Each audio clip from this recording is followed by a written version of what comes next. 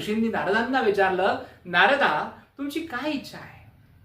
नारद मुनी म्हणाले, भगवंता अहो कृतयुगामध्ये तर असं होतं की एकाच्या पुण्यामुळे घरातल्या सगळ्यांना पुण्य मिळायचं, एकाच्या पापामुळे घरातल्या सगळ्यांना पाप लागायचं. परंतु कलियुगामध्ये आपण तर अशी काही व्यवस्था केली आहे की ज्याचं त्याचं कर्म ज्याला त्यालाच फेडावं लागतं. त्यामुळे सत्कर्माचं महत्व अत्यंत आहे. याच्या मागचं काय रहस्य आहे? तर याबाबत मला भगवंता जाणून घ्यायचं आहे. या असार अशा संसारामध्ये मनुष्य हा अत्यंत मेटाकुटीला आला आहे. तो दीन आहे, तो दरिद्री आहे, तो दुःखी आहे. किती किती मी तुम्हाला या सगळ्या मनुष्य लोकांमध्ये असलेल्या दुःखांचं वर्णन सांगू भगवंता? आपल्याला सगळं काही माहिती आहे.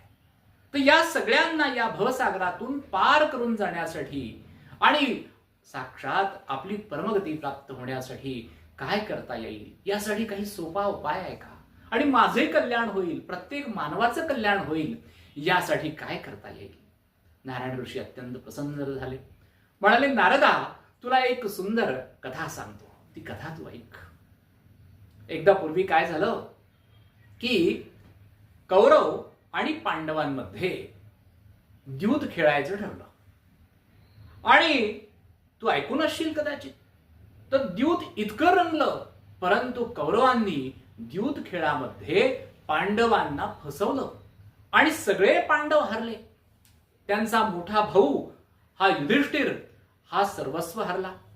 इतकंच नाही तर त्यांची प्रिय पत्नी द्रौपदी हिला सुद्धा त्यांनी पणाला लावलं आणि ती सुद्धा हरली.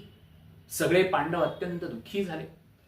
पुन्हा एक संधी मिळाली, पुन्हा द्यूत खेळले, परंतु पुन्हा पराभव पत्करावा लागला. आणि त्यानंतर तर हे पाची पांडव आणि द्रौपदी हे सगळे वनामध्ये गेले. त्यांना वनामध्ये जावं लागलं आणि भयंकर दुःख झालं. द्रौपदीची दुर्योधन आणि सगळ्या कौरवांनी दुशासनाने अत्यंत विटंबना केली, निर्भर्त्सना केली आणि फार वाईट झालं पांडवांच्या बाबतीत. आणि ज्या वेळेला हे सगळे पांडव वनामध्ये होते, तर साक्षात भगवान श्रीकृष्ण त्यांना भेटण्यासाठी अनेक ऋषीमुनींसह तिथे उपस्थित झाले. ज्या वेळेला भगवान श्रीकृष्णांनी पांडवांकडनं ही सगळी हकीकत ऐकली, त्यावेळेला भगवंत इतके क्रोधाविष्ट झाले की ते म्हणाले, आता तत्काळ मी या सगळ्या कौरवांचा नाश करून टाकतो. अर्जुन आणि सगळे पांडव अत्यंत भयभीत झाले.